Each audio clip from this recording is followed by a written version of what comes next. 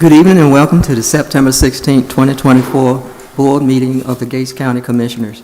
I am Dr. Anthony Riddick, the 2024 Chair of the Board.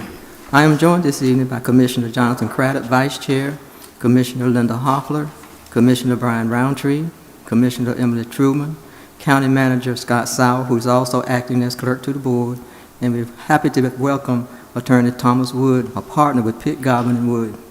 We will be led in the invocation and pledge of allegiance by Commissioner Roundtree.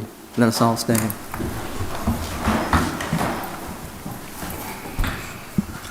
Let us pray.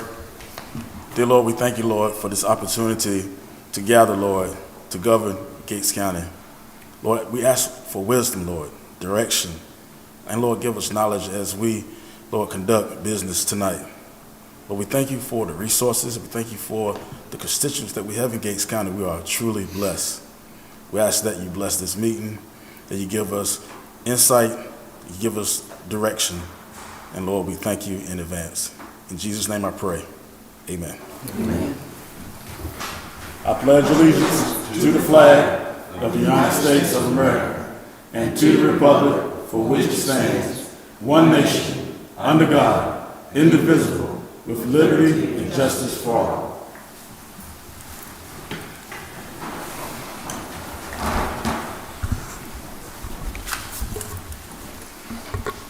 You have the agenda in front of you. I need to amend the agenda to add under 7, add Veteran Service Officer update by Mr. Chad Stevens. And then under 8, item D, F25-011, Inspections Department reimbursement to permit holders, $14,400. Do I have a motion? So moved. Second. And properly motion and second. All in favor? Aye. You have in front of you the consent agenda. A is approval of minutes from September 18, 2024 regular meeting and approval of tax refund request. Do I have a motion for approval for the consent agenda? So moved. Second. And properly moved and second. All in favor? Aye. Mr. Sauer, do we have any public comments? Not this evening, no. New staff introduction by HR Director Warren Perry, Ms. Jennifer Burke, Buildings and Grounds.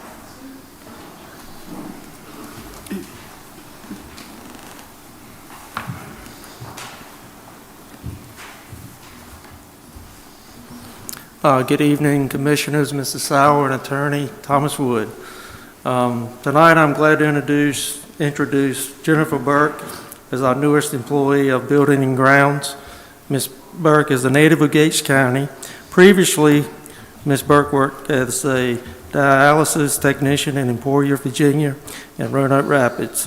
She owned and operated a cleaning service in Roanoke Rapids before returning to Gates County. We are delighted to have her join our staff. And prior to you welcoming her, she wanted to say a few words.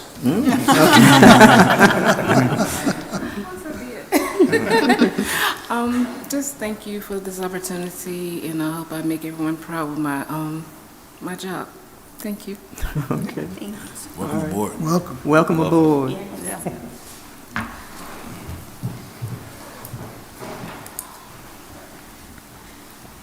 Before I call the next person to present, I'd like to read this. I received this on September the 11th, 2024. I recently returned from Cherokee, where I attended the fall meeting of the North Carolina Association of County Veteran Service Officers. At the meeting, I had the opportunity to interact with many of these individuals, including Chad Stevens from Gates County. You are blessed in Gates County to have Chad and his colleagues working for you and your veterans. And this came from Greg Gebhardt, Executive Director. Now I present to you Mr. Chad Stevens. Give him a hand. He's all dressed up and everything. Good afternoon, Commissioners, County Manager, Attorney. I appreciate y'all inviting me here, citizen guests. I'm first class retired Chad Stevens, your Veteran Service Officer for here in Gates County. Tell you a little bit about my staff. You're gonna do the slides? Go right on to the next slide. I am the service officer I handle Hertford County and Gates County. My name is Chad Stevens Sr. I have 27 years in the U.S. Army. I was awarded a Silver Star and Purple Heart in my last tour of Iraq. I was also recommended twice for the Medal of Honor. And I have been with the Gates County and Hertford County for 12 years now. I have a receptionist, Miss Phyllis Parker, that she works part-time for me in Hertford County. She does all my filing and little paperwork and stuff like that. She served 5 years with Hertford County Sheriff's Office as a dispatcher. She spent 24 and a half years with Hertford County Social Services and 5.5 years now with me with Veteran Services over in Hertford County. Next slide. Tell you a little about what we do. We offer assistance, advocacy, and guidance to veterans with disabilities he or she feels may be a consequence of their military service. We utilize resources and apply VA law where relevant to the filing and completion of a fully developed claim. Okay, what do we offer the veterans of Gates County? I enroll them in VA health care so they go to the VA hospitals and get health care. I do compensation and disability claims from disabilities where they acquired in service while they was in service. Veterans pension, and for low-income veterans that got real low income, they can apply for veterans pension. Death pensions for widows and orphans. We do aid and attendance benefits for those that need, the older veterans that need someone to help them get around or whatever. They pay them extra money for aid and attendance. We do caregiver, where if a veteran gets out the military and he's not able to take care of himself, they would pay his spouse or a family member or someone like that. Don't have to be a family member. They'll pay them to take care of them, make sure they get to their appointments, take their medications, bathing and stuff like that. Housing assistance for homeless veterans. We do educational benefits for veterans and dependents. Dependency and indemnity benefits. That's if a veteran passes away of a service-connected disability, then the widow is entitled to what we call DIC benefits, where she would get a part of his disability until she passes away. We do burial and ceremony benefits. We make sure that a veteran served in service, that if he passes away, he gets military honors, basically. We also do license plates, hunting and fishing license, adaptive equipment for veterans that lost limbs or something like that in service or they're handicapped. We do treatment courts for veterans that need treatment for any types of drugs, alcohol, anything like that. Military records and medals, we can order those for the veterans and get them so they can put them on their walls, or their family members want them for deceased veterans, they can get them and, to honor the deceased veteran. We help incarcerated veterans. If a veteran is incarcerated, he's getting benefits from the VA and he's incarcerated. After 60 days, on the 61st day, his benefits stop because he's incarcerated. But if you have family members, wife and children, they need that money to keep the house and the cars and all that stuff. So then we advocate for that incarcerated veteran to get some of those benefits back to help take care of the spouse that's left back here. We do 1151 claims. That's claims where the VA, maybe the VA done an operation or something on a veteran and they made a mistake or something like that. We do the paperwork so that the VA, the government will compensate them for it. Most of the time they just make it like a service-connected claim and compensate them for it. Clothing allowances for veterans with like prosthetics and stuff like that, knee braces, back braces and stuff like that. They get a clothing allowance each year in September. That clothing allowance for each prosthetic is about $800 and some dollars. And it helps that veteran buy new clothes because the prosthetics cause his clothes to rip or wear out faster. We also do medical expense reports for spouses or widows that are veterans. They got low income. So I go around to the houses once a year and sit down with them, do a medical expense report, get all their medical expenses that they pay for travel, medications, doctor bills and stuff like that. We calculate it all, send it to the VA. In September, they get a big check back in September from the VA. They help give them some of that money back. Next slide. We're going to talk a little bit about some of the stuff that I went over, just to give you an understanding of it. Compensation. Like I said, compensation is for like disabilities that happened to the veteran while he was in service, while he was serving. It takes about 6 to 8 months for a disability claim. If I file one for a veteran, it takes about 6 to 8 months before it go through for them to complete it. Compensation is a monthly monetary benefit payable to the veteran for service-connected disabilities. Compensation is not income-based, but determined on the level of impairment in accordance with the schedule of rating and disability, which the VA goes by, which is 38 CFR Part 4. If a veteran comes in my office and it takes 6 to 8 months for him to get a claim, then the veteran is back paid. He gets a lump sum once the claim is completed. In some cases, the claims are taken up to 9, 10, 11 months because of the backlog on the VA. But like I said, that veteran would get back pay. He would get a lump sum. When a claimant leaves my office, if they come to my office, when they leave my office, most of the time, 90% of the time, when we send that paperwork to the VA, it's a completed claim. So the VA don't have nothing to do but look at that paperwork that he got, schedule him for an appointment at the VA or outside doctor, verify that he got those disabilities, verify that it happened to him in the military, and they get their money. Compensation is a benefit, and it goes from 10% to 100%. If you look at the scale here, 10% is about $171 a month. 20% is $338.49 a month. 30% is $524.31, all the way up to 100%. 100% disabled veteran gets about $3,737.85 a month. All right, and there's other stuff that goes with that also. If you get an aid in attendance, or maybe he can't take care of himself, his spouse will get anywhere from $800 to $2,000 a month just to take care of him. All right, next slide. Veterans pension is a non-service connected disability VA pension.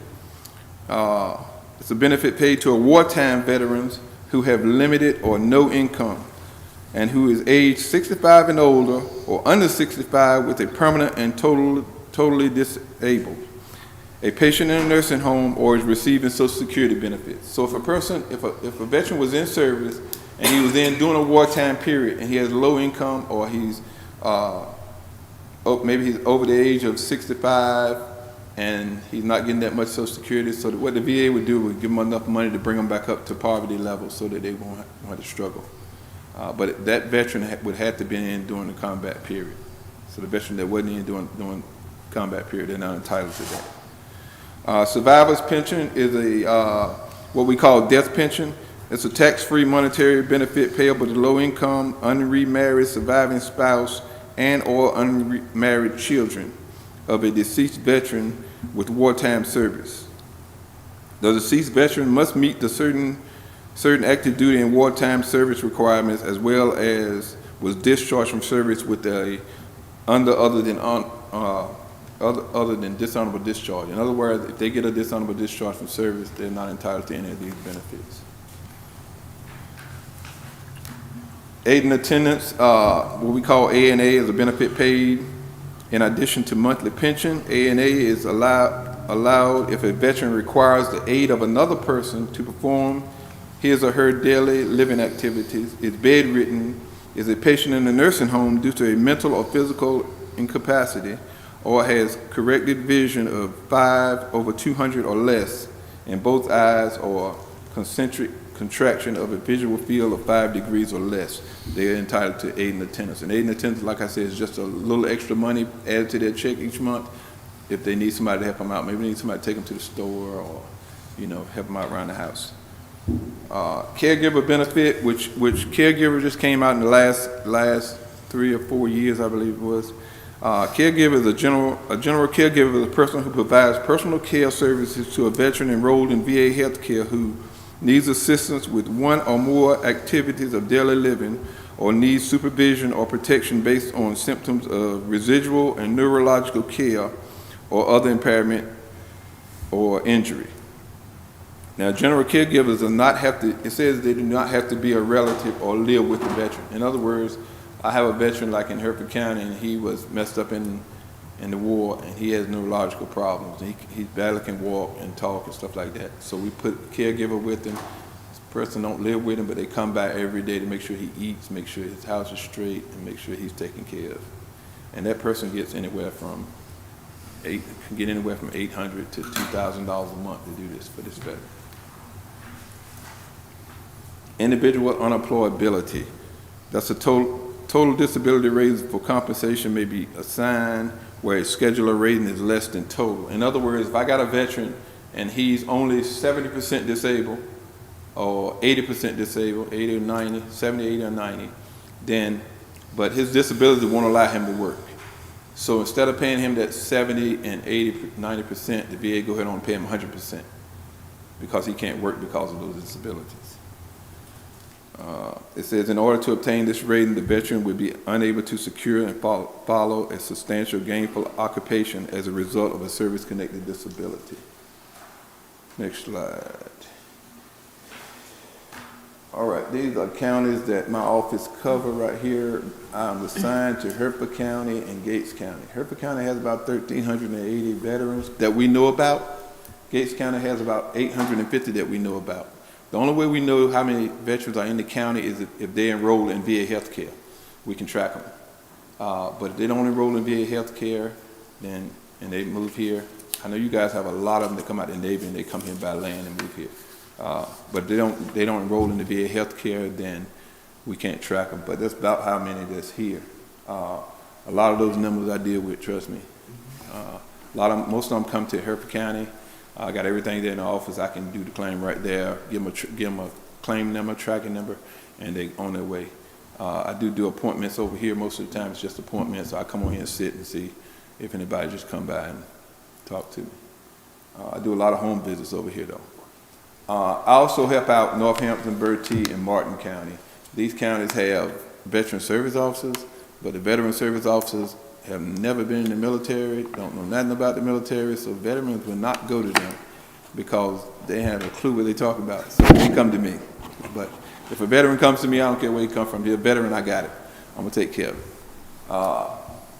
The next thing is this note you see here. North Carolina Department of Military Veterans Affairs also requires us as service officers in North Carolina to be service officers for the American Legion in the town you're in. So the American Legion in Ahoskie, I'm the service officer for that county, and it's it's on the internet. So if a service member is getting out the Navy or anywhere in Virginia, anywhere, and they tell the military we want somebody from the American Legion to do our paperwork, they call me. So then I got to deal with that person coming all the way up in Norfolk or somewhere like that. Most times by email or. They have to come down here at least once, though, to sign a power of attorney for me to allow me to do paperwork for them. So this just letting you know just how many people I deal with. Next slide. Okay, this is a summary of expenditures by county. If you look, I say Gates County has about 850 veterans. This summary is from fiscal year 22. The VA don't give us one every year. It's like every 4 or 5 years they give us one. So the last one we got was 2022. If you look at it for compensation and pension benefits, veterans in this county bring about $8,331,000 a year to this county. All right, that's a lot of money. So we try to, I know you guys, we try to, keep the veterans here, try to capture some of that money to better the county. And that's what I try to do. I try to get them as much money as I can so y'all can get some money to better the county. All right, you see Hertford County right there, we got about 1,380. We get about 11,818,000, somewhere in that area. All right, next slide. In 2022, my office did about 1,962 claims, and that's mainly because Northampton County, for some reason, they can't keep a service officer, so those people won't go to them, they come to me. So I do paperwork for them if they come. In 2023, we've done about 1,262. As of 2 months ago, when I did put these slides together, we had done about 826, seen about 826 veterans claims this year. I expect that number to be right at 1,200 or something like that by the end of the year. A lot of that downgrade right there is because of technology. a person right now, if they know computers, they can go right on the VA.gov website and click on the claims and do their own claim right there and submit it right there. All right. Before I ask a question, answer any questions, I gave everybody one of these North Carolina Department of Military Veterans Affairs resource guides. This is the Bible for the veteran right here. Listen, you can talk to a veteran on the phone. He call you, you pick up this book, he asks you any question, it's in this book, trust me. Phone numbers where you call to is in this book. If he's in another county or anything like that, then you can find a veteran service officer in that county. The phone number is here.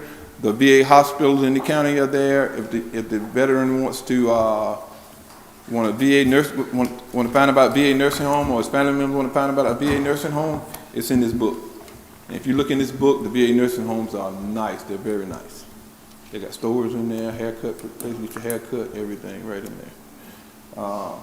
So I ask you guys to keep this at your desk. If you talk to a veteran or something like that, just you can look through this book. It'll pretty much answer every question you got. The real resource book. Talks about mental health, incarcerated soldiers, veterans, hiring jobs for veterans, all types of stuff. All right. If a veteran needs one of these books, we have them in the office here. We have them in the office in Hereford County. They can call me. I'll stop by and get them, or they can stop by and get a book, or we'll mail them a book, how we need to do it. All right. And that's it for Chad Stevens. Anybody got any questions? Got any questions? No, I don't. I know my dad went to him, it's been several years ago. All he wanted was a military ID. And after Mr. Stevens' dad talked to him for a few minutes, and Dad kept saying, what'd you say? Said he wanted to get him checked out at the VA and set him up. And that's when Dad found out because of the VA, he found out he had leukemia. Mm-hmm. So if it weren't for the VA and Mr. Stevenson, he would never know. So appreciate everything you did. Hey, no problem, no problem. If you guys meet any vets anywhere on the street, anywhere, and they need help, feel free to call me. Believe me, they call me on Saturdays, Sundays. I got up 3 Sundays ago. I got up, came outside my house, and a guy was sitting in my yard on the truck, and he said, "Man, I got some problems. I need to talk to somebody about some VA benefits." I said, "Man, it's Sunday." And I told him, I said, "All right, come on, we're going to man cave. The man cave back here. We sit down and talk. We sat down and talked about 2 hours on a Sunday morning. So I don't care where they at. If they need help, I'll help them. Right? I have a question. Yes, ma'am. We're going to be celebrate Veterans Day every year. Most people do it in counties. Could you provide materials for a table we could set up with like some of those books and Yes, other ma'am. things we have, so Sure when they can. come in, they could pick them up themselves I will. during our ceremony or before after our ceremony? Who you want me to get it to? County manager. Okay. We'll do. He's the clerk too. So that's why we don't have a clerk. Also, I know you probably have a robust web page. We would like to have that on our web page, if you could, help work with this hour to get the web page up and running so that veterans, some people do go to especially younger ones, they go to the web page. Yeah. They don't look at, Yeah, most the young people, folk, they don't want to book. They want to click. That's right. So if we could get a start on a web page for the citizens here or anyone here. Okay, we can do that. So they can do that. Who We handles appreciate- your web page? The IT? Probably, IT? yeah. Okay, yeah. We work with them to get that up and running for us. We just want to, I know, we looked at the $8 million to the county, but we want services. We appreciate the $8 million that they bring to the county, but we really, I'm focusing on services, that they know the services and Right. receive the services. I got you. Yes, ma'am. So that's why we were adamant about getting you here, because, and we apologize for not having you sooner to come and fine. talk to us and explain to what you offer to the county. And I think you're here on Thursdays after lunch. You I'm make here, an I come here appointment. Thursdays after lunch. Most of the time I do home visits and stuff like that in the morning. Okay. Home, people homes. And then I come here. But let me tell you this right here. If you guys need me over here any day, I come here. I'm right across the bridge right there. So if you got a veteran and they don't want to come across there, I've met like 4 or 5 people right over here. They older people. And they tell me, I'm not going across that bridge. I said, okay, I got you. I come to the house. So if you got anybody that any day of the week, it don't matter. I call them, we set up an appointment. I come and help them out. We go over the paperwork. Knock it right out. See, those are the kind of things we need on the website. Yes, So they'll okay. know that you're accessible, even though you may not be in the county that Right. day, but they can get to you with a phone, whatever, or click on it and send an email. So we are very adamant about the veterans and their dependents know what services are out there. So we appreciate you stopping by. Very, very informative Yes. of what could be. You know. Anytime. Okay. Anytime. I love veterans. I've done 27 years in the military. I know how it is. I try to help when I can. Dr. Riddick referred to, we do have a Veterans Day program every year here in the courthouse. Yes, ma'am. You're certainly invited to come. It's at 11 o'clock, Okay. sponsored by the Gates County Historical Society. It's And we right have- here? Right here, All right. in this room.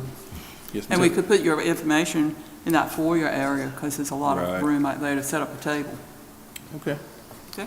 And Yes, that's whether you're here or not. If you can't attend, we'll still set it up. I'll get him some resource guides and all that stuff that he needs. Good. Set Because up we a could- table yeah. anytime you want to set it We would up. make sure it was mentioned and gotten in, because that's, you will have a lot of, there's generally a good crowd here that day. Yeah, okay. Okay. Thank you. Thank you very All right. much. Yes, And thank you ma'am. for Thank your y'all. service. Thank you. Yes, thank you. Next, we'll have the North Carolina Department of Transportation Modernization Plan for North Carolina 32 from Virginia State Line to Chowan County. This item will be introduced and explained by Planning and Economic Development Director, Ms. Lisa Cherry.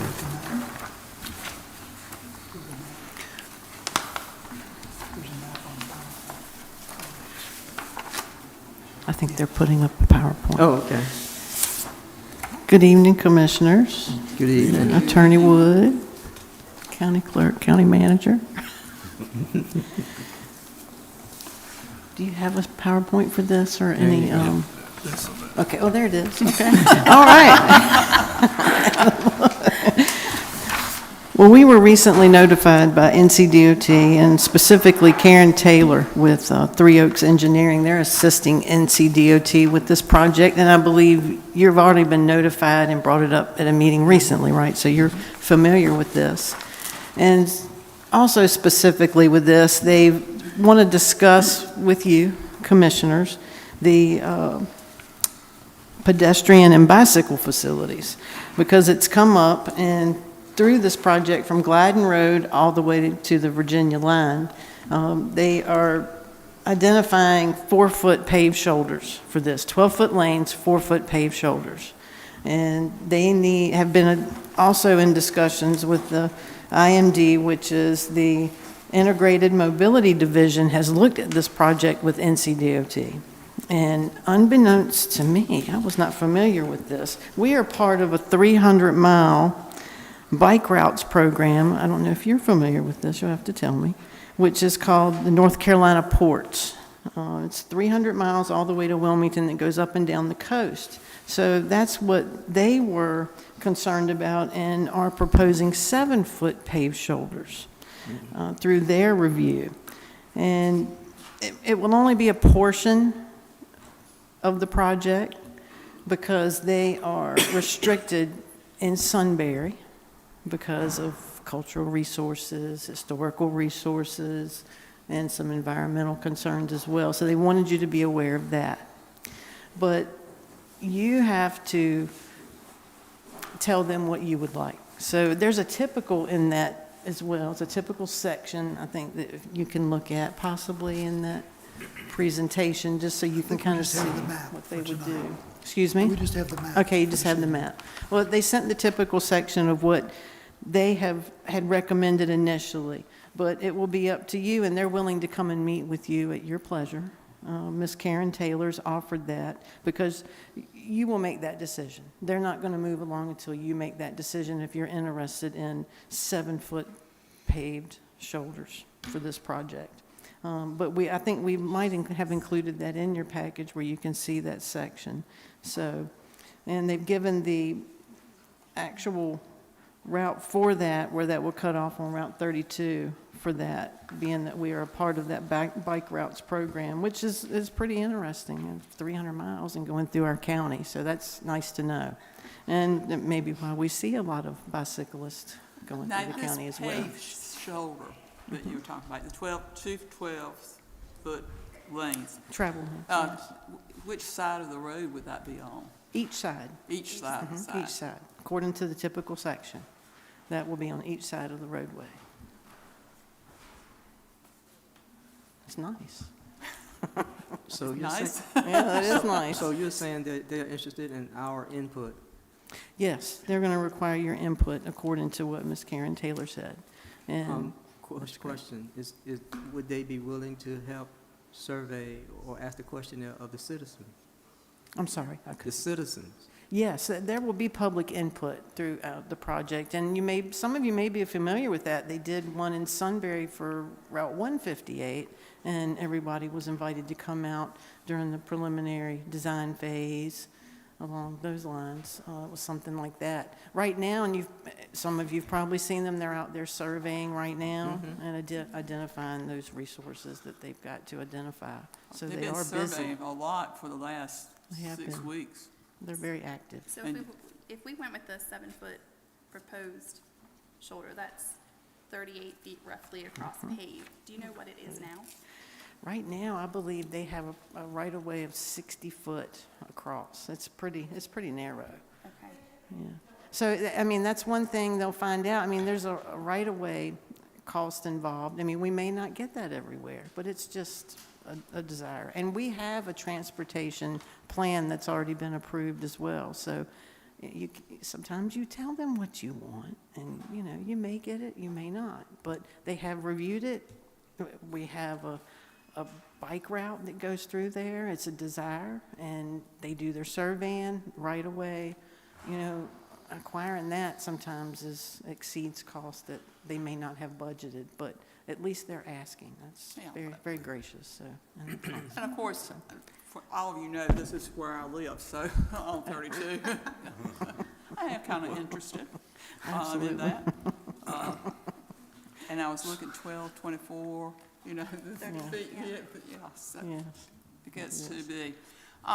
These little red slash marks that you go down here, what does that represent? I'm not sure if that's culvert or bridge crossings. They have not put that in their legend, so I'm not aware. That they would provide that to us, though. But they did not have, it's a study area. That's all I know right now. And of course, there's Cooper that you got to go through as well, which is a lot of houses very near the road. And she said that. That's why in the mobility division's notes, you can see that it skips some of Sunbury because that is, Oh, the yeah, right of way is so close. And she definitely explained And that. there's some cemeteries along there as well.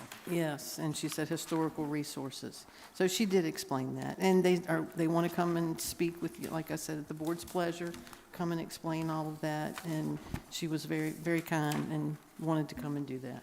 So anytime you want to schedule that. She said, of course, we would wait until after the survey. They would have more information and more things to show you.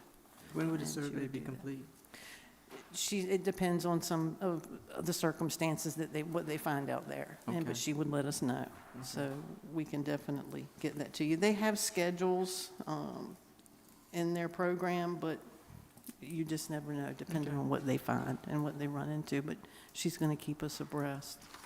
Yeah, I definitely think we need to get the citizens' input on it. Also, water and wastewater, the infrastructure that we have in the ground. Broadband? Right. Broadband. Broadband. Dig that up. True. Very true. So we got to, I think there's a lot to consider. yeah. How about this, Commissioners? How about a task, Ms. Cherry, with working with the staff as far as getting as much information that we need to schedule input from the citizens? I don't think it's prudent for us to be speaking without hearing from the citizens first. Yeah. So we need to, whatever they're gonna do to get the public hearing or whatever, get that done, then we'll come back after we see the results of that. Okay. And go forth or not go forth, whatever they need us to do. So instead of us trying to figure it out here, we got the maps and everything, just feed everything through the county manager and his staff, and we'll take a look at it. But if that's, I'm looking at commissioners. No, I agree Yeah, I completely. agree. Okay. I mean, I love biking, so, we needed Okay. to. Well, thank you for bringing that to our attention. You've seen them out there. We knew what they were doing.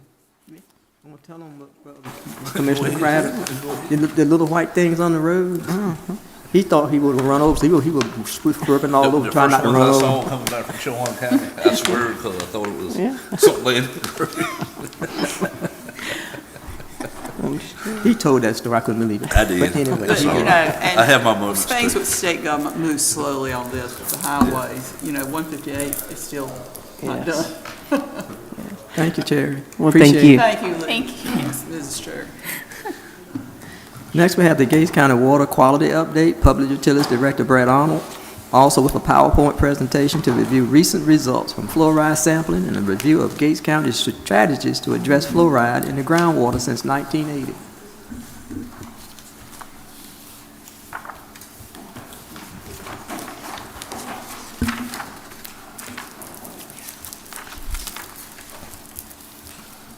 Just to piggyback off of what she was talking about, I actually have a meeting with, I guess it's the contractor NV5 tomorrow to review our water maps and stuff for that 32 wow. project, so. Okay.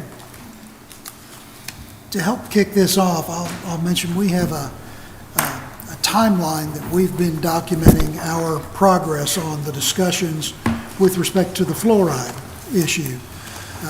I will not attempt to read all the bullets, but this PowerPoint will be made available on the county's website. But to suffice us to say, we've moved very rapidly since our first call from Senator Hannig in late August. And much credit goes to not only our own Brad Arnold with Public Utilities, but also Ms. Ashley Stoop, the Health Director for the Albemarle Regional Health Services. She has really been the linchpin for communicating with the state officials in all different divisions of the healthcare field, plus the regulatory side with DEQ. And when we were together last, we were discussing very briefly the possibility of trying to address the fluoride issue with making bottled water available. And a couple of things happened. One, we had Hurricane Helene impact our state, particularly out west, and learned very quickly that the readily available bottled water is going to where it needs to be out west. And secondly, as we've spent some time studying our history in Gates County with the fluoride in the groundwater and reading more about the impacts, positive and negative, I guess I've sort of slowed down my own thought process and momentum so that we could really determine, is it best to provide physical bottles of water or to provide some mechanism of either reimbursement or vouchers, so those folks who have real challenges buying bottled water might be able to do that themselves. We ran through several calculations whereby we think we could spend as much as $3,000 a week on trying to hit all of the potential targeted folks. And there may be a lot of folks who will buy bottled water on their own, but the health department and our team have spent a lot of time together, and Ashley is very supportive of us taking a measured approach and a careful approach as to what system we may try to move forward with, because I'm afraid once we initiate it, it'd be very difficult to pull it back. But it's been really interesting to watch the commentary we've seen on social media, the commentary of folks that have stopped by the office. One gentleman who works in Gates County but lives in Suffolk, Virginia, brought it to my attention that they have terribly high fluoride levels up in Suffolk, Virginia, double if not triple the levels that we have.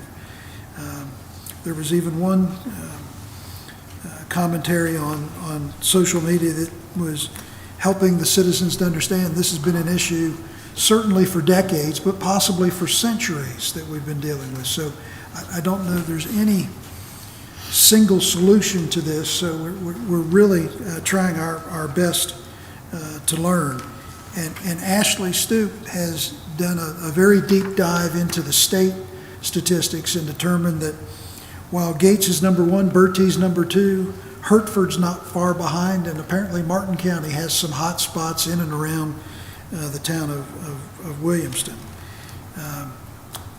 And one of the steps that we took after our meeting with Senator Hannig and Representative Bill Ward, who were both here last month, we have forwarded on behalf of Gates County a request for a special appropriation for $750,000, which will cover test well construction at 6 locations at roughly $100,000 apiece, plus the analysis and groundwater evaluation as well.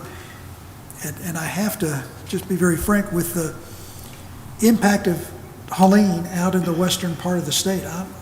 I'm really worried that there may not be a lot of new money going in anybody's direction on short order, because every time you turn on the news or look at YouTube, the stories are just horrible. And I know Brad's talked to a few of his colleagues, and I want to float an idea now, and then we can circle back.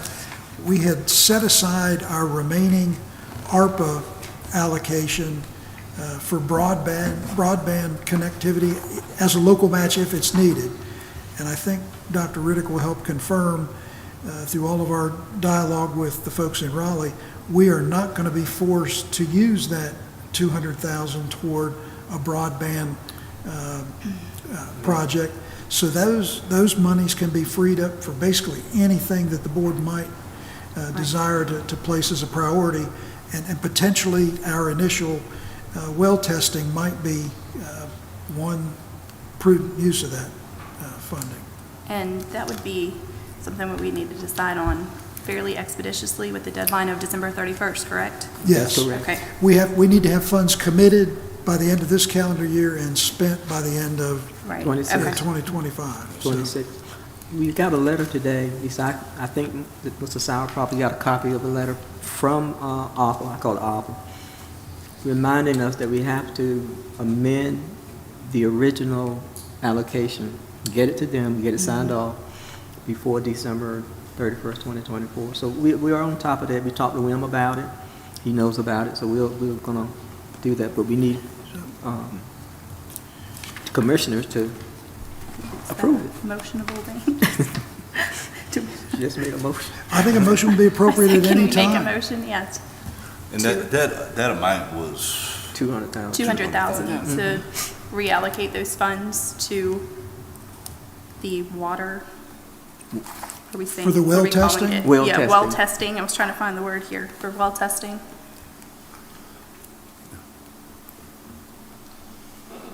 so that was a We motion. have a motion. I'll second that motion. Okay. We have a motion and a second by Commissioner Craddock to reallocate the funds in ARPA to well To testing. well testing. All in favor? All opposed? I know Brad's, go ahead.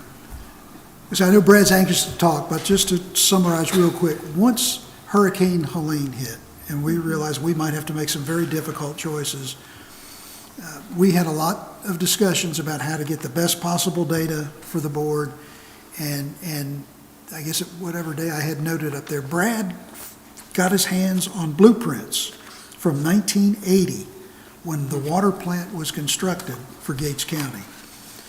And we were sitting there one morning, and he decided he was just going to call Mr. Bud Ewer, who had been our water plant superintendent, or water system superintendent in its early stages. And those two had a rather lengthy and spirited conversation, and I'd really like Brad to talk about that, because I think he gained a lot of very useful information.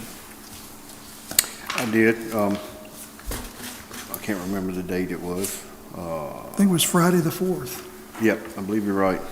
Anyway, I called Mr. Yore, and it was a very good conversation, very good. He brought me up to speed on a lot of things that the plant was originally designed for. To start off with, they don't have a picture of the Yeah, I'm sorry. blueprint. I'm sorry. Oh, let me go one more. Yeah, that was kind of hard to see. Originally, when the water plant was built back in 1979, I believe he said, it was actually built as a fluoride plant to remove fluoride. It had two vessels. Can you pull up the blue one's a little bit better to see. Okay. All right, on the picture on the right, the two tanks on the left-hand side, they were the activated aluminum tanks, which the water flowed through it. It was the activated aluminum, in layman's terms, what it did, it galvanized the fluoride element, caused it to settle out, then it would run through filters, the 3 trains of filters up there on the right-hand side of the page, and then it went out in the system. Well, when it was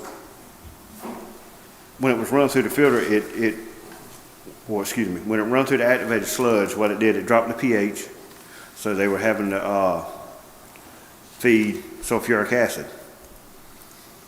It raised the pH. They added sulfuric acid to drop the pH. They had to add caustic soda to reduce the hardness in the water. And what was the other one? I can't see the map and I can't remember. Sodium hydroxide. Well, all three, the sodium hydroxide, the caustic soda, and the sulfuric acid those chemicals had to be introduced into the water because of the activated aluminum. Well, I guess they found out over time that they could blend the wells, so he petitioned the state to get rid of that because it was very, very dangerous. It was it's all corrosive, it could eat your skin, it's bad stuff. They petitioned the state in 1989, I believe, and the state agreed to have them remove all that because they were getting levels down low enough that they didn't have to treat for fluoride. I'm not sure what happened. I've had a couple conversations with some geologists or whatever. I don't know how fluoride changes, over time. But anyway, now we're at the point we can't really blend the water because all of our wells is coming in pretty much 3 parts per million, and I don't have a well low enough to blend the water to drop it.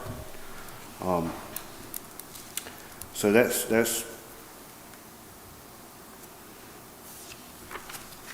the bulk of our conversation. We really talked about the well and the plants and taking it out, and then And didn't he mention some locations for some other test wells? he did. That the state has? The state, according to the website, Merchants Mill Pond has 2 federal, federally owned deep wells, sample wells. I hadn't got in contact with anybody from Merchants Mill Pond to find out where they're at. And there's also another one in Sunbury. And according to the GPS coordinates, I don't have an address I got like a little site map, but it's very, very vague. But according to GPS, it's on the old Sunbury Elementary School property. And I hadn't made any contact with that person yet either. But I did make contact with Mr. John Kitchell back there and talked to him and his dad, and they have a couple wells, and they have agreed to allow us to go there and sample their wells and see what kind of water quality we get over there. He mentioned Todd Lewis on Tinkham Road and Barfield Road was a farmer that had some deep wells for irrigation, and you remember the name of the other guy? Was it something Askew? Reggie, yeah, Mr. Reggie Askew, Reggie. yeah, Mr. Reggie. So I hadn't made contact with either one of those yet, but I'm gonna try to contact them the end of this week and see if they'll give us permission to sample their, see what kind of water quality they have out of their irrigation wells. And we've also been talking with Bud Carter, who's a member of town council, when we had that joint meeting a few weeks ago. He apparently indicated that when the town was in the water utility business, they did not have fluoride issues. So we want to talk about the possibility of testing both of those former wells. There's one at the water tank location on Business 158, and the other one's down on... The other one's at Mr. Bundy's shop, right behind his shop in the woods. He actually owns that property now. The county does not own that property, but I did talk to him Monday, and he said I had permission to go back there and look at it and check anytime I wanted, and he'd be willing to help the county out any way he could. So. And I also made contact with Justin Nixon, which he formerly worked with Bill Majette. He currently went out on his own. He's got his own East Point Contracting. Him and Jimmy Morris, and they put the new well in. I guess I should start from the beginning. Yeah. They had some issues with a pump at the original well one. So they condemned well one and they drilled a new well. It's called well 1A now. Justin and Jimmy were the ones that drilled that well. Well, initially when well one was first put in, it had two screens. It had a lower screen and a higher screen at about 200 feet. The new well has three screens in it. It's got one at, I think, 230 feet to 240 feet, then one at 290 to 300 feet, and then one at 390 feet to 415 feet is the bottom. Which he suggested to do a pack test, which what a pack test is, you go in and you blank off the screens and you get the water quality from each individual screen. You can check water quality and volume. He recommended doing that at each well, and I talked to Mr. Sauer, and he recommended that we do all 5 wells. And that's at a cost at about $35,000 per well to get that done. So 5 wells at $35,000 would be like $175,000. So that'll be. That will tell us if we're getting fluoride from the. That'll tell you what level you're getting the fluoride. Everybody seems to think the deeper wells is where the fluoride's coming from. The higher wells, it's way lower. But we don't know that until we can do it. But we have to make sure that if we're able to come up higher, that we can still get the volume to feed the county water also. And we'll know that, if we proceed with the testing, we'll find out all that information. And I also found out from Mr. Yore and from Justin Nixon that well 2, when it was put in, was drilled crooked. It wasn't drilled straight, it was kind of drilled at an angle, so it's not exactly straight. I don't know how far off it is, but I did find that little bit of information out. Well, you can sort of tell the tank leans on that picture there. Yeah. That's well number 1. Yeah. That's my fault it leans, I'm sorry. Well 1A was the newer well, the one right there at the water plant, was put in 2017. And I didn't bring, I didn't bring what their fluoride data was when they tested that. I didn't bring that. I forgot it. I forgot what it was, but it was somewhere around 1.75 if I remember right. It was lower than what it is now. But that graph right there is what our current testing, where we're sending off weekly. The blue line, which is hard to tell, is well 1. Your map's a different color than my map. That's what I'm trying to figure out. One towards the top.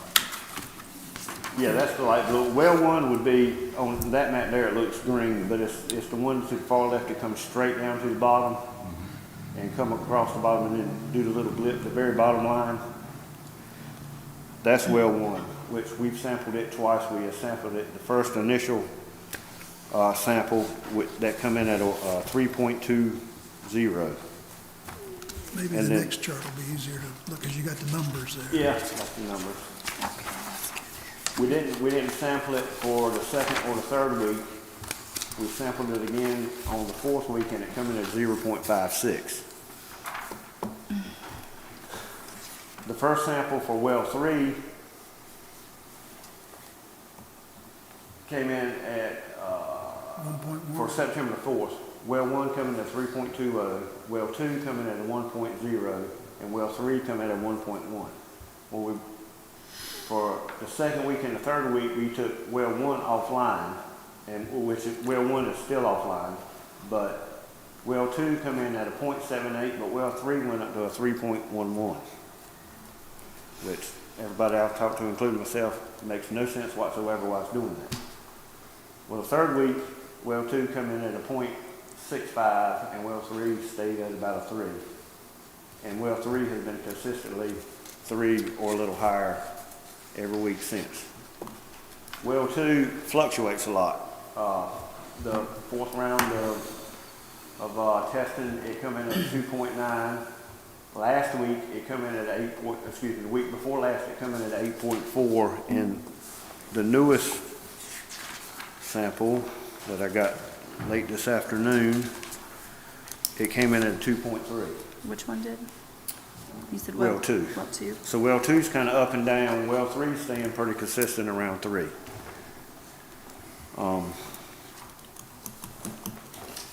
I wish I had a better answer I could give you for that. These wells are how far apart from each other? You think? 1,200 feet at the most apart. They're within a quarter of a mile of each other. And the depths that you are taking the samples from are the same for each well? Right around 400 feet, yes, ma'am. Anywhere from 375 feet to 400 feet. But with that Packer test that he was describing, we'll be able to isolate different levels and try to examine each aquifer, because I think there's 2 or 3 different aquifers they're pulling from. Yeah. Well, 1 is pulling from 2 different aquifers, the upper Cape Fear and the lower Cape Fear. And well 2 and 3 are pulling from the lower Cape Fear. The next excerpt is from a report that one of the legislative staffers provided for us. This was the lady, Ms. Kelvington, who Senator Hannig put us in touch with. And she found a CAMA land use plan for all North Carolina counties. And they had about a 3-page report on every county. And for Gates County, they start off saying the chemical quality of the water is adequate for most domestic purposes. But they discuss the fact that in the vicinity of Gatesville and Sunbury, it contains excessive amounts of fluoride, as much as 6 to 8 parts per million, which is more than double the levels we're seeing now. Right. And this was done in 1976. And of course, this was before Gates County was in the water business. We didn't get into the water business, I guess, till the early 1980s. 1980. But they go on to say, but otherwise, the water is of acceptable quality. Otherwise. So anyhow, Other than this big issue, we the state has been aware of this at least since 1976, and clearly, the folks in Gates County at the time really put a lot of effort into that filtration system initially, and one of the things that Brad told me right away was that Mr. Brewer said we were probably the 3rd county in the country to have this fluoride reduction system. And maybe they just like to experiment with those dangerous systems in isolated areas. But anyhow, it's been an interesting path. And the county has also purchased our own testing equipment for fluoride, so I can get, excuse me. I'm sorry. on-demand samples. I can take the sample and get a result right then. Good. And we've also, through Ashley Stoop, we're gonna send our samples off to the state lab. That way we can compare what Waypoint samples are, compare them to what I am, and then what the state has, and see if they're within range of each other. Make sure we're not going off of a fluke, you know what I mean? So, And Waypoint's the lab in Edenton or? Greenville. Greenville. Yeah, they used to be Environment One. Well, the statement on the screen there is the wording that Ashley Stoop put together with her team to describe the testing that the county goes through, the regulations that we comply with, but also that children 8 years and younger and women who are pregnant ought to seek alternative sources of drinking water. And again, we were just documenting this so we'd have it on record. The study at the top, the fluoride exposure for neurodevelopment and cognition, that came out in August of this year, that was the report that was brought to our attention by Senator Hannig. And the legislation that was provided to us by the staffer indicates that the General Assembly had asked North Carolina's Commission for Public Health to examine fluoride and to have a report by February 1 of 2024. That has still not yet occurred, and I know they're eagerly awaiting that. And again, they had shared the last decade or so of Gates County's quality reporting where the fluoride levels were identified and public notices went out to all the customers. There is a group that the state brought us to be aware of, is this environmental working group. It is a nonprofit organization. They're the ones that put out this most recent report. And again, this was from testing from 2017 to 2019, so it's 5 or 6 years of age. These water systems that are listed are the ones that have the highest in the country, and those are very small systems. You'll see from 154 customers to 78 customers to just over 2,000, and their parts per million are anywhere from almost 6 to almost 10.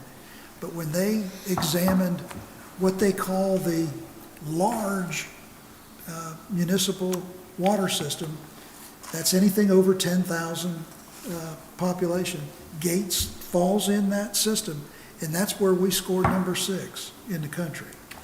But I think it's interesting to note that this testing from 2017 to 2019, and that ranking was done on only 2 samples.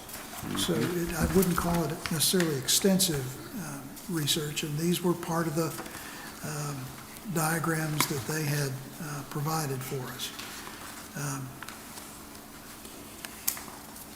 I'd like to jump to some of the really interesting news that affects Brad's world. I've been spending more time with Brad than I do Mrs. Sauer, I can tell you that. I mean, we truly spend early mornings and sometimes late afternoons together. At the last meeting, as you'll recall, the board adopted a new project ordinance for the wastewater AIA, that's the asset inventory, because the state found additional grant money and Gates County picked up $83,000 additional dollars. Secondly, there was an ordinance adopted back in May, one of 4, for the lead service line testing, and this is to examine whether or not we have lead in the system that could impact homeowners and their connections. And that study is now complete. That was 100%. No, I take that back. It was 65% grant funded, and the rest was borrowed through the state revolving fund. Well, that project is now complete, and I guess Brad would say we had a perfect score. We did. We had 0 lead line services. So. And I believe most of that testing was in and around Gatesville because of the Gatesville and Sunbury. They went and dug up every water meter in Gatesville and Sunbury. Found no lead, no galvanized, no copper lines. So we don't have to do public notice. We don't have to request funds from the state to replace service lines from the meter to the curtain wall of the house or any of that. And you might share what they think they're going to spend in Edenton for that project? Well, Eatonton has already received some funding. I don't know exactly what the dollar amount is, but they're looking somewhere between $2,500 to $3,000 per house. And that can get expensive real quick. So thank goodness we could check all the boxes and got a very clean report. Nonetheless, when that project ordinance was first approved, the estimate for the cost of that project was $328,000. It turned out that the project came in at just over $111,000. So our grant was reduced, but also our borrowing was reduced, saving the county a total of $141,000. So that was a win for Gates on two of your projects. This one's completed, the other one is just getting started, but you've got much more funding to work with. The projects we've been waiting on, the nearly $10 million, we call it the SL 134 funding, those letters of intent to fund were received this afternoon. So we have the wherewithal to move forward. So there will be another round of project ordinances and resolutions for the board at the very next meeting. The other thing that the state has allowed is, if you recall, when they brought the check, it was $10,145,000, and then the state decided to take 3% off for administrative charges. It took it down to 9.8. When the communication came through today, the state has informed us they've cut that from 3% to 1.5%. So that was a gain of $152,000 in hard dollars that we'll be able to apply on any number of these projects as things might be needed. But it is a very dynamic situation. In that SL 134, the bulk of the money, $9.5 million, was allocated for water system type improvements. There was $283,000 for the sewer connection up to the state parks campground that's being expanded and renovated for RV facilities and on-site sewer instead of having septic tanks up there. Well, that project, when we budgeted it, was to simply run a line from down near the high school out to the campground. It was $283,000. Well, we got word, I think as we reported last month, the sewer line projects to go to T.S. Cooper and to Buckland elementary schools has now been funded. Those lines will be a 4-inch force main. The line that we were going to construct to run to the campground was 2.5 inches. This 4-inch line is going to go right past there. So that 4-inch line will now serve T.S. Cooper and everything back this direction. And that's a win of $283,000 that you won't have to spend and have a parallel apparatus. The other item that Brad and the Green Engineers has worked on is they got approval from the state because the alignment of the schedules is not perfect. The new state park campground is going to be ready before we get that line to Sunbury and to T.S. Cooper, and the state has given us written authorization that they will work with us. We'll put in the pump station or manhole, whatever you call it, and we will have probably a 4 to 6 month pump and haul arrangement where Gates County will cover that cost of pump and haul, but as soon as the line is run, we will be accepting their wastewater right from the campground. So tonight, before you, there are two project ordinances, one for T.S. Cooper, one for the Buckland School, and there is one, and that's in your agenda package. That's back under,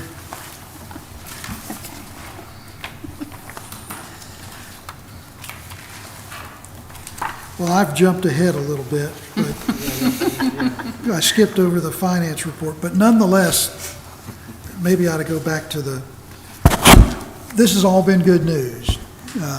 And I was just really, really pleased that we could report tonight that the letters of intent been funded. So maybe I should jump into the finance, because it all ties together. Mr. Robertson, on top of the wrestling he's been doing with the auditors, and he's just about finished with our presentation of the statements to the audit team, has put together a first quarter financial statement for you to look at. We had one of these a few months back. The front page gives you the general fund for statement of revenues and expenditures, and a cash report down at the bottom. And Mr. Robertson wanted me to highlight for you, down at the bottom, you'll see a list of 3 school projects. A couple of them are well underway, the high school and the elementary school. Those are lottery-funded projects, but under the structure with the state, we spend the local money first and then pull the lottery money down. So Gates County has extended funds for those 3 projects that we will be fully reimbursed for.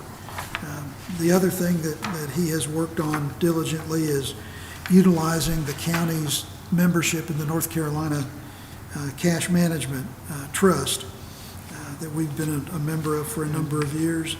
And a couple of, as you're trying to compare this year with prior year, 2 changes are the way the community center is funded and operated. Now it's an operation through our budget, whereas before we were funding it to the schools. And then for telecommunications, we now work directly with Perquimans County, and you'll see there's $0 spent yet. They haven't billed us yet for the first quarter, so we're expecting a bill shortly. On the flip side, you have your transportation fund, your water and sewer fund, and your landfill fund. But I guess in my experience, I always look at the cash first, and I think you're in a strong position as we move forward. So this North Carolina Capital Management Trust, is that new trust we started last year? No, it's not new. This It's has not, been I mean, not around new, but a we number- took but the, we've started using it a we lot tried to use more it. because Okay. under the terms of our banking agreement with Southern Bank, help me out, William, the interest rate we will. The interest rate was about 0.5%. Okay. When we were with the local institution, and we're now at 5 or a little better. And that yield does really, really well with the investment y'all have available to you. So it's paying dividends. Okay. So that investment is really showing strong. Yes. Mhm. And again, we hope to have our audit possibly in your hands by December, I think is the. I'm hoping by December 1st. I mean, he has really pushed hard, July, August, and September with. Definitely will not be as late as it was. Okay. No, I mean, it's a difficult test. In the good old days, they bring an audit team in and spend maybe a week on site, locked in a room, and they would come and grab whoever they needed in the finance office and pull checks and purchase. Everything now is done electronically, and he's got spreadsheets and forms to upload through the portals. So hopefully these folks will come down at least for a couple days and spend it with us before they bring their report. So, now, Commissioners, this is the financial report for the first quarter of fiscal year 2024-2025. So do you have any questions? And I know you're seeing it. It's in your, if you have any questions, contact Mr. Sauer. We can always come back to it next Yeah. meeting. We Yeah. just want to make sure Just we make got sure it in It's your, financial now. so you'd have it in your hands. Okay. Because I know often you get questions from neighbors of the community. Item next are the budget amendments that have been presented. Let me go to those. tabs. F2508 is primarily grant monies that were unspent in the prior year, and to move them forward, we have to appropriate those remaining funds from fund balance into the appropriate line items. That's $72,087.20. F25009, I believe, is all water meter replacement project funds that were approved and budgeted last year, but we've not, and a lot of this is the installation cost. The meters were purchased in bulk early on, and that was close to $1 million of your project, and now as we're working to clean up the installation, those are the funds to carry us forward there.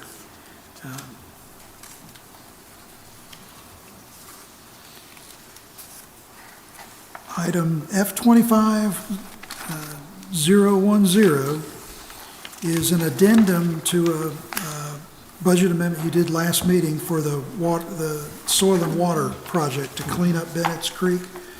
After Matt Lowe had secured the $150,000, which is a 100% grant, he was notified shortly thereafter that they were making an additional $31,500. So that amount comes to Gates County at no extra cost, no local match, and gets added on to his project. The last budget amendment that I asked you to add this evening was one that's been taking quite a bit of time, and I didn't have it ready when the agenda went out, but we've had a couple of opportunities to report that we've had over a period of years some requirements placed on the installation of manufactured homes, both pre-owned and some new ones, where the inspections department was requiring not just a termite inspection, but an actual termite service contract to be in place. And with the efforts of a citizen, actually the daughter of a mother who had a project, not only was she talking to us, she reached out to the Department of Insurance and the State Building Code Council, who very clearly interpreted for us that requiring that termite coverage as a prerequisite to get a certificate of occupancy was outside our authority, outside the residential building code. We ceased that project immediately upon learning this, and we've now identified, going back to 2017, I think it's 32 or 33, in that range of folks that we'd like to make reimbursement for the funds that they expended at our direction and cost them out of pocket. So this amendment for $14,400 is recommended as an appropriation from fund balance. It's really not reimbursement for anything they paid us. It's reimbursement for something we caused them to incur toward the closing on their financing. So I don't know if you want to take those one at a time or in a group. You want to take them one at a time or as a group? Group. As a group. Any questions about any of them? Okay, so I need a motion to approve the budget amendment as stated. So moved. Second. Been moved and seconded that we approve the items A, B, C, and D on the budget amendments. All in favor? Aye. All opposed? Thank you. Ayes have it. Well, now I can get back to where I had jumped ahead on the infrastructure projects. And if I could get this machine to work with me here. The board has seen this diagram and map in the past, but it encapsulates the bulk of the almost $10 million that was made available through the General Assembly. And with the approval to move forward on the T.S. Cooper and the Buckland School projects, For Buckland, it's the bright yellow line that runs basically from the Will Lane newer wastewater treatment facility up to Buckland Elementary. That's only about 14,000 linear feet. The green line going all the way to Sunbury and down, that's over 41,000 linear feet, and that's the connection to T.S. Cooper. We have this letter of intent from the state with one change from the initial announcement they made back in April. There was, on the T.S. Cooper piece, a couple of different grants, one of which was $695,000 from the wastewater reserve fund. Well, the state, in its final approval, pulled back on that. It was $695,000. That's going to be added to the zero interest loan to help finance the project. The project has a $2 million principal forgiveness, but I think given the flexibility that we have in the savings that we've occurred, plus, remember, these are serving 2 school locations, and the construction at the 2 school sites is going to involve pump stations that will have generators and auxiliary power, and what Brad refers to always as a SCADA system. That's the radio control system where from his phone, from his iPad, he can monitor and control those systems. The installation for each one of those pump stations is about $350,000. So combined, it's $700,000, which is almost the same amount as that grant. Where I'm headed with this is once we go to bid, we know what our pricing is. Another avenue the board would have is to use part of your school capital reserve funding to help cover either one or both of those wastewater treatment funds and not have to endure any more debt. Or you could simply make your annual debt payments out of that fund. But you've got some, I think, fairly strong alternatives with the flexibility that's come with the recent changes with DEQ. Yeah. So you have this evening before you first the T.S. Cooper. Get the right tab.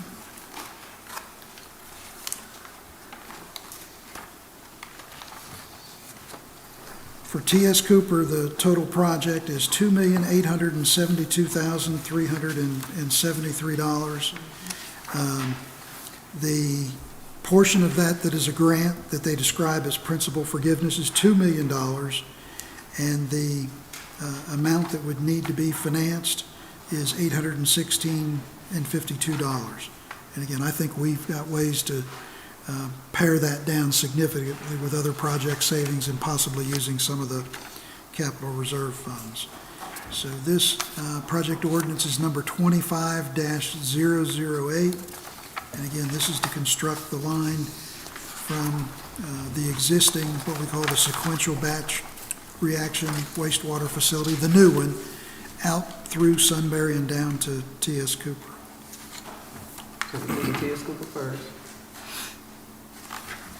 We have a motion to approve the project ordinance for T.S. Cooper Elementary School. So moved. Second. We properly moved in second. All in favor? Aye. Opposed? It's approved. Next is the Buckland Elementary School project. And the funding before you is identical to what was first identified back in April. It's a total project of $1.3 million. There is a $326,000 principal forgiveness. There is a 20-year 1.03% interest on the $979,000. That was the funding that was first identified for us back in April, and then I think late June. But that is project ordinance number 25-009. Again, that's Buckland Elementary. Okay, we have the project ordinance for Buckland Elementary School. Do I have a motion to approve? Motion to approve. Second. Motion has been made and seconded. All in favor, aye.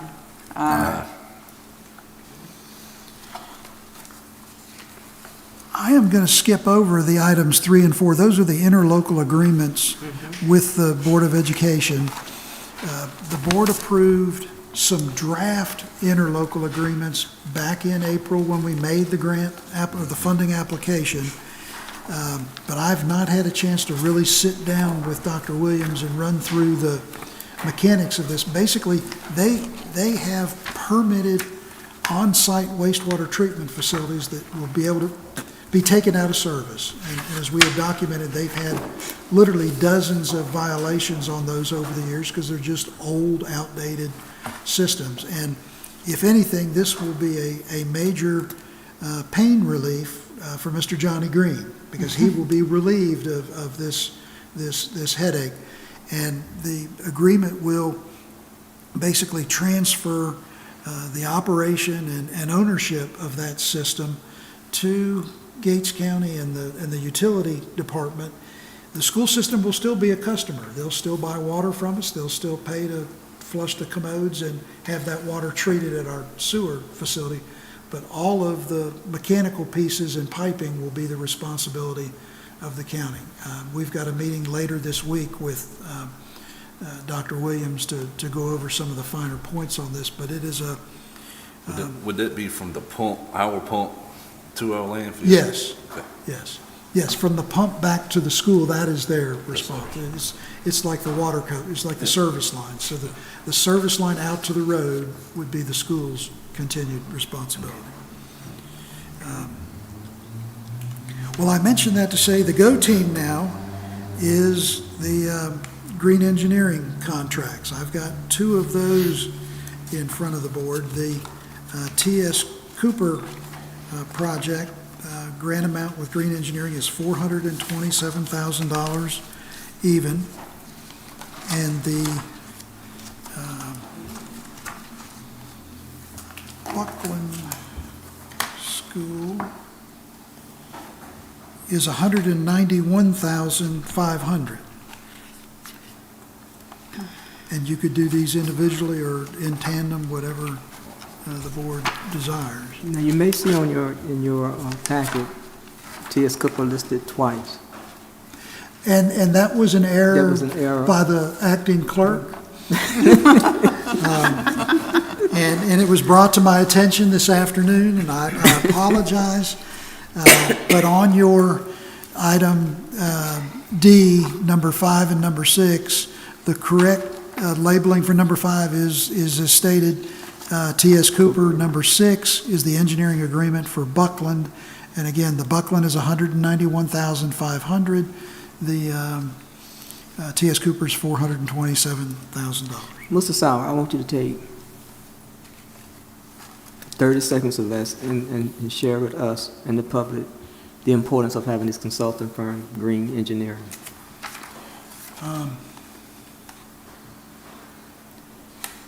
Well, first of all, finding the best fit for your particular application is probably most important. And Gates County had made that designation and that choice a couple of years back.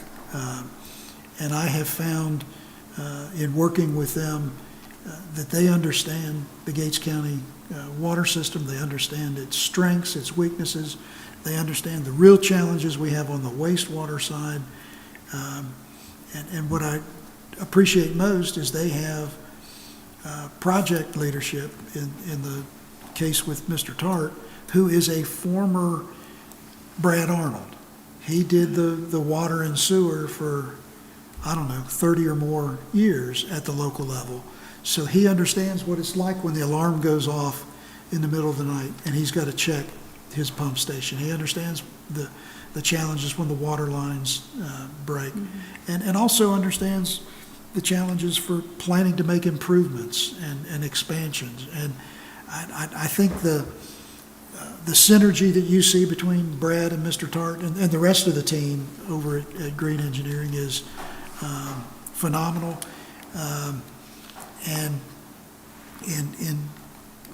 I'm a layman, but in my limited experience as a county manager, they, I think, are very, very reasonably priced, and especially because they don't keep a running tab rather, for phone calls. If Brad gets in a pinch, whether he's on the backhoe or in the ditch, if he needs to call any of those folks at Green, they pick up the phone, they answer, whether it's Saturday, Sunday, or during the business week, and they help him solve that problem and resolve that issue. We don't get billed for those phone calls. I think Brad can attest from some of his former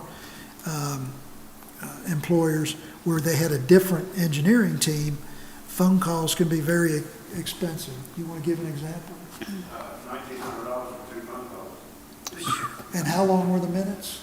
Probably both of them total 5 minutes.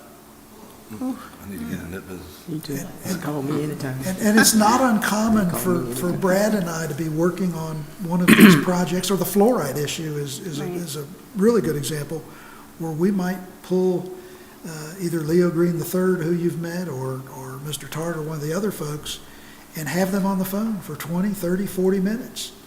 We don't get a bill for that. They just feel that's part of their commitment to the relationship. We get billed for the things that successfully secure funding and that provide the sealed documents so that we can get permits to build a new line or a new pump station. So And that was what I was getting at, because I remember we had to choose an engineering firm before we could move forward with anything in this county. Well, That's what I was getting at, because they have the expertise and the experience to do this, and we had to have an engineering firm, and we chose Green Engineering. Not that, what I'm trying to get at is, you have to have an engineering firm. In order to secure the Yep. the grants You and the funds have to that have we've it. received. We don't have all are anybody. not the same. They're not the same. We don't have the staff. And Any county does not have the staff and expertise to do what an engineering firm does. They got the trust of DEQ and the people at the General Assembly. You have to have that seal. And so that's what I was getting at, because we had to have an engineering firm. And I think as the board experienced a while back, we've had DEQ folks come and visit our sites and walk through the projects with Brad, with the consultation with the engineers on, and it wasn't Yep. just one, we had either 2 or 3 members from the folks in Wilson at Green Engineering. We've been very successful in the last 18 months or so, and a big part of the credit goes to the engineering folks that can take your priorities and his problems and find a way to move forward. Okay. And he often comes up with lots of challenges. I won't call them problems, challenges. in the corporate world, we call them a SME, a subject matter expert. And that's what they are. That's They okay. have the stamp. Yep. They have a stamp. You got to have an engineering firm to receive the grant, You have to. to help write the grant. We have to have them. We have to. Would it be appropriate to do these together? We can do these together. Sure. I need a motion to approve the contracts for engineering services for T.S. Cooper and contract for engineering services for Buckland Elementary. So moved. Second. Been properly moved in second. All in favor? Aye. Ayes have it. Okay. Thank you. Mr. Sauer, your county manager report. Okay. 30 seconds.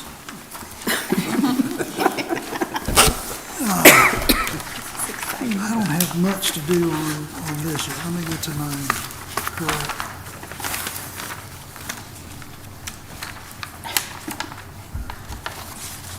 I hope I'm not going the wrong direction. Am I going the I wrong think direction? you are, yeah. I think you're I all think you're going in the wrong direction. There we go. Well, it won't be the first time today I've gone the wrong direction. There we go. Okay, next meeting, couple of previews for you. Number one, as a result of Hurricane Helene, Brad has become very aware of another professional network in North Carolina called the North Carolina WARN system, and that is the Water and Wastewater Agency Response Network.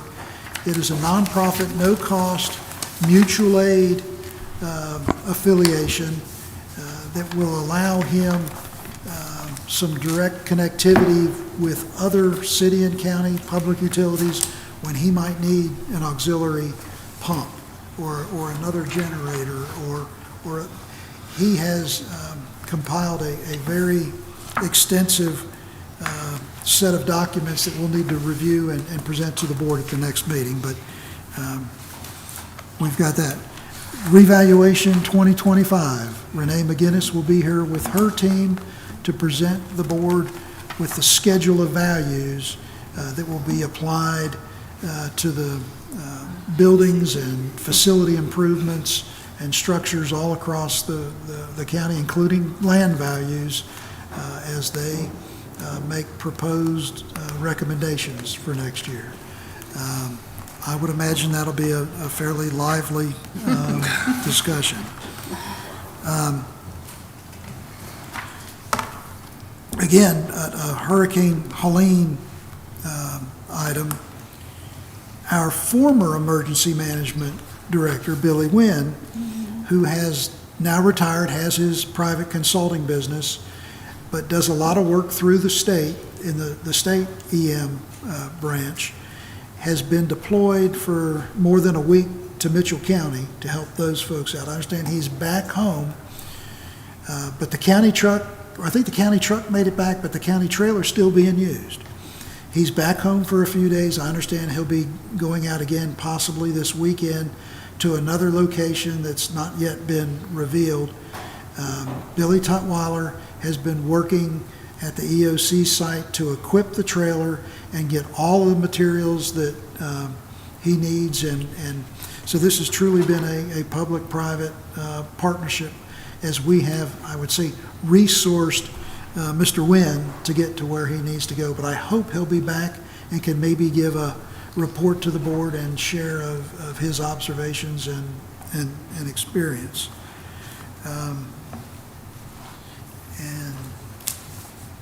Oops. Last but not least, your project you set the target on last January when you met jointly with the town of Gatesville. This work was done by T&T Service, Mr. Brad Roundtree.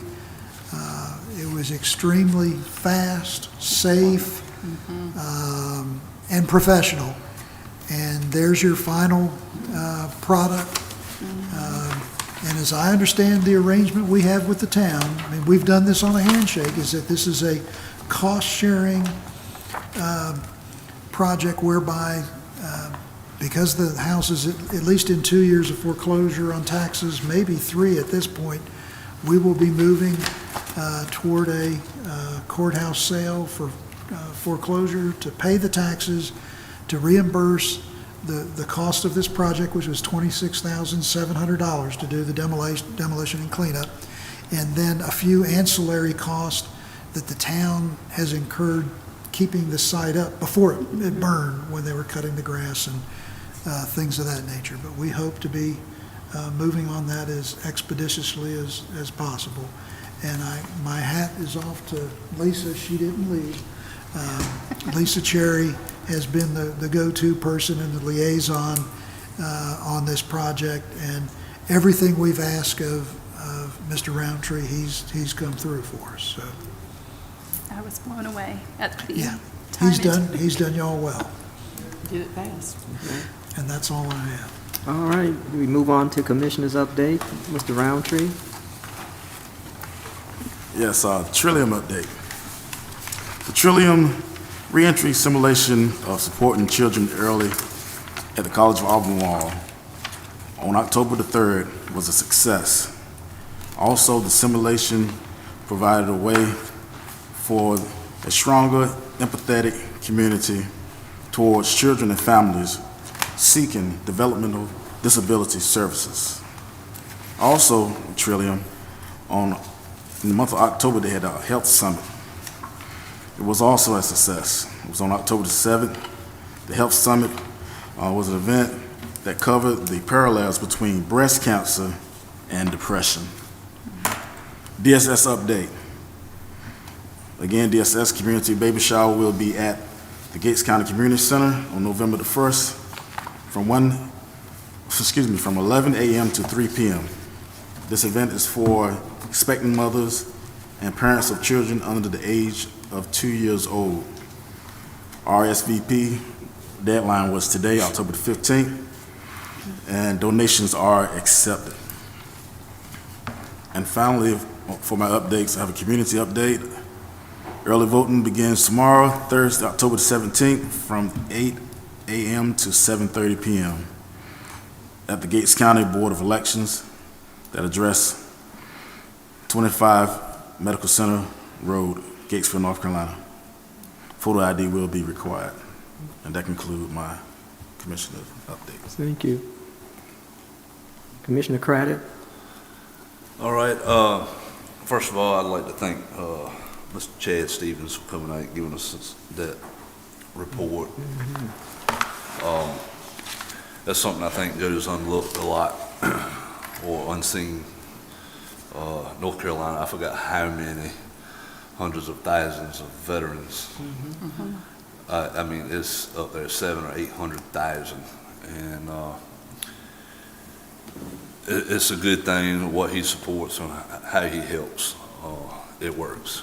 It works. So please, if you need any help, please reach out to him, contact us.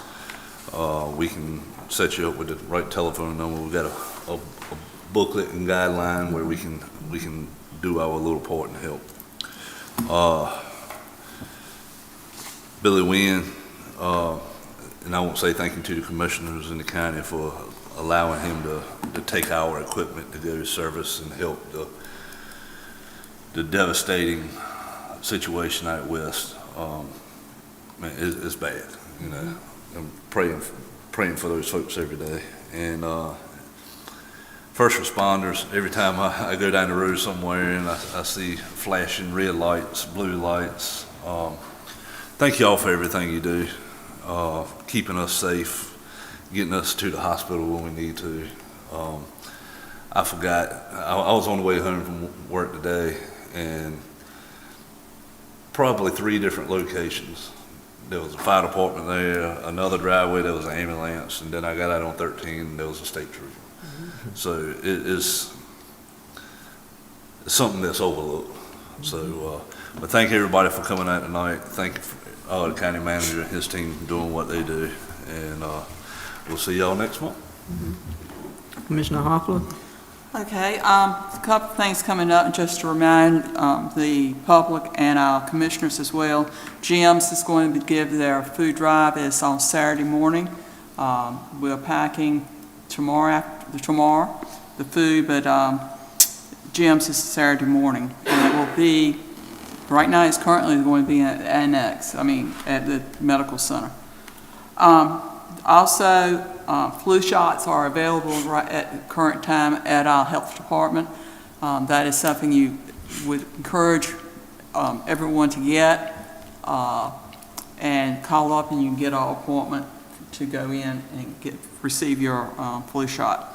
Also, I thought Mr. Stevens, as he was here today, reminds us that the Veterans Day is coming up. And we have a very nice veterans program each year on November 11th at 11 o'clock here at the courthouse. Certainly they are unsung heroes. We would not have the country we have today without the work of the veterans to preserve our liberties that we so much enjoy. Also, had the opportunity last week, a new business opened in Gatesville. I went over next door to Clay 9 Spa, very tastefully done, new equipment, and wish them all the success that's possible for them. Maybe it'll encourage others to come to do business as well. Commissioner Truman? Yes, so had the opportunity last weekend to go to the Legislative Goals Committee Conference in Greensboro. And there we had several commissioners from Western NC that I wasn't sure if they were going to be able to make it, but they were there with very, very heavy hearts, and having conversations with them hit a lot harder than I expected sitting in there. There was a lot of tears during that meeting. The president of the association this year, his initiative is Heroic Hands, which is focusing on public servants and the first responders and such, and it was just very timely to see it all kind of come together in that. They're going to need prayers and donations and volunteers for months and possibly years to come in some of these areas. But it's important to make sure that you're connecting and getting those resources to the right places and going through the proper channels. If you go to ncacc.org/Helene, they have a lot of resources available online to help connect you to those communities that are in need, specifically that have not reopened. Several are reopening, but there are many that still have no power, no water, no access to the outside world. It was encouraging to hear, they said as of last Friday, 38 different states have sent assistance and volunteers and funds and things to Western North Carolina. I thought that was incredibly encouraging, along with help from almost all 100 counties have been across the state to help those over there.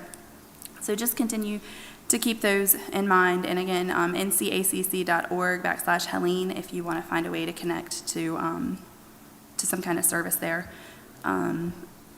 This will be our last meeting before Halloween. We do have trick-or-treating coming up. I know last year we saw our county manager out there, but we met the goal of the house being down, which blew my mind.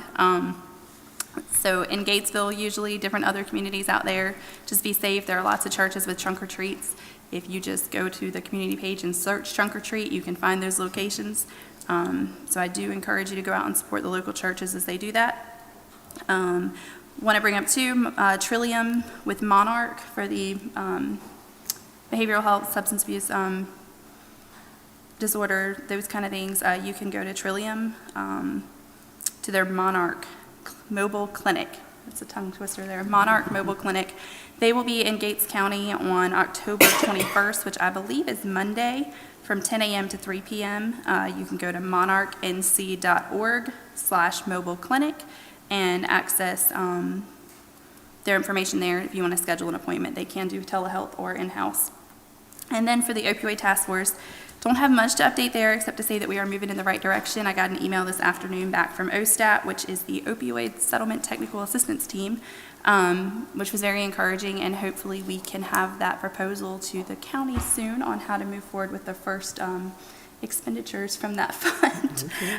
So we're looking forward to that. And also, thank you again to Brad and Lisa for everything, especially with the water that you've been putting in the extra hours, and then Lisa on these reimbursements for bringing it to the attention and researching that and doing right by the citizens. I so appreciate the work that you've done on the back end. I have 1.5 updates. At your seats when you arrived, you saw information from My Future NC. We will be meeting with Dr. Bagwell, the president of COA. I had a meeting with him last week, and we're going to have a meeting, a kickoff meeting.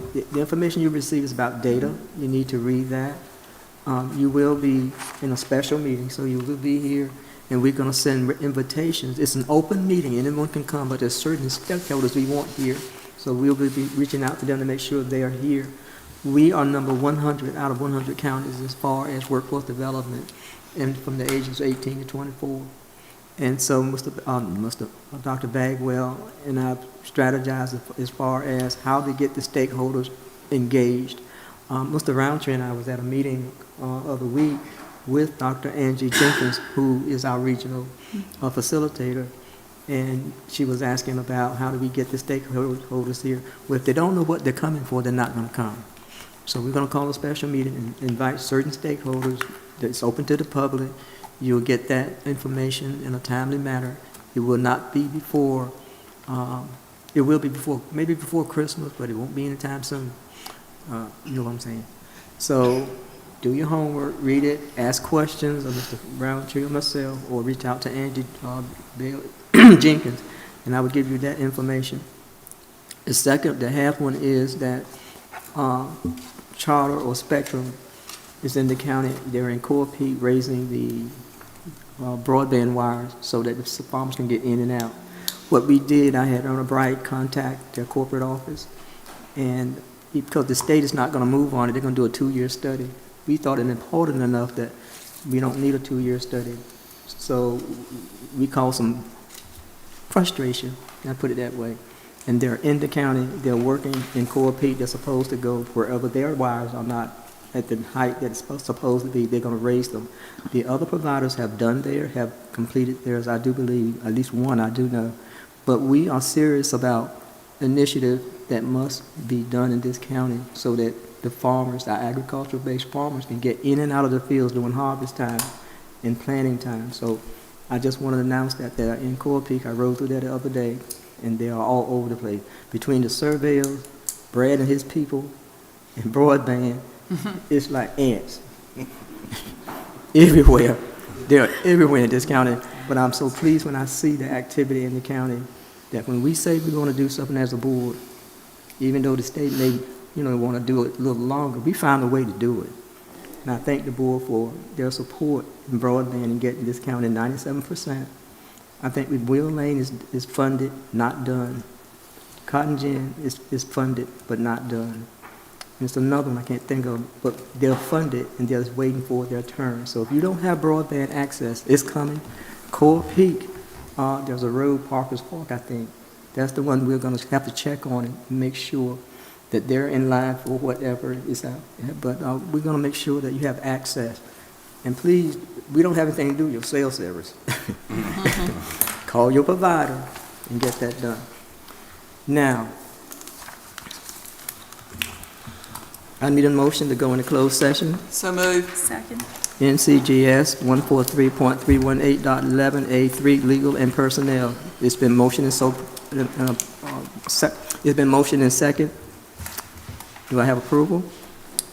Aye. There will not be any action taken after the closed session.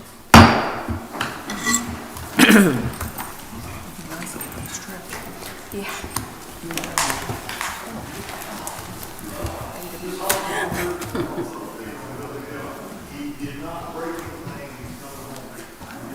Good.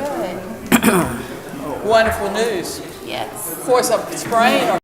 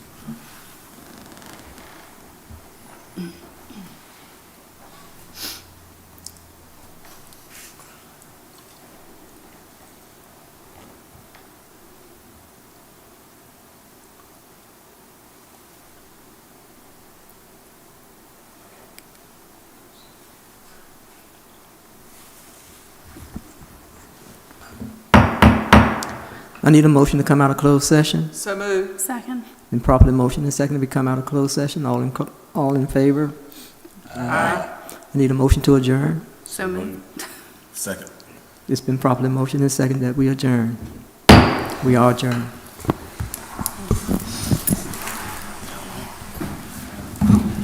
Y'all have a good rest of the week.